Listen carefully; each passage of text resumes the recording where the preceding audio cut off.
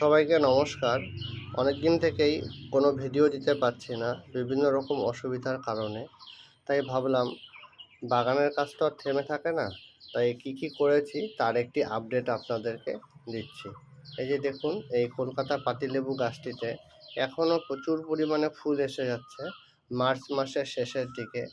এই সাহসে ভর করে আমার আরেকটি পাশে গন্ধরাজ লেবু গাছ ছিল, যেটিতে কোনো ফুল টুল আসছিল না। তাই সেটিকে ডালগুলো কেটে আবার নতুন করে ভালো সারযুক্ত মাটিতে রিপোর্ট করে দিয়েছি, দেখি কি হয়। কারণ এই কলকাতা পাতিলেবু গাছটিতে ফেব্রুয়ারির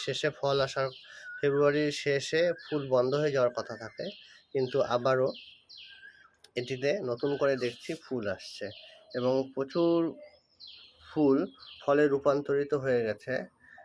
গাছের ফল গুনতে হয় না, তবুও আমি গুনে দেখেছি প্রায় 100টির মতন গুটি দাঁড়িয়ে গেছে।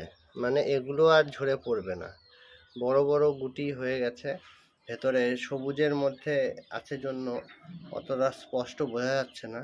যখন এই গুটিগুলো ফলে বড় হয়ে রূপান্তরিত হয়ে যাবে, তখনই বোঝা যাবে যে কত পরিমাণে একটি গাছে ফল ধরতে পারে। আপনারাও সকলে এই কলকাতা পাতিলেবু গাছটি অবশ্যই লাগান। গোল গোল পাতিলেবু, চামড়া খুবই পাতলা হয় এবং গাছটির রেজাল্টও খুব ভালো। এই গাছটির বয়স আমার 3 বছর, 3 বছরের গাছ। প্রথম 2 বছর অল্প অল্প করে ফল পেয়েছি, তারপর আমি নিজের হাতে বানানো শক্তিশালী জৈব সারে গাছটি বসিয়েছি। দেখুন কালারটি কি সুন্দর, কালো একদম জৈব সারের। এই জৈব সারে গাছটি বসানোর ফলে গাছটি খুবই সুন্দর গ্রোথ নিয়েছে খুব অল্প সময়ের মধ্যে। পুরনো ভিডিও দেখতে পারবেন।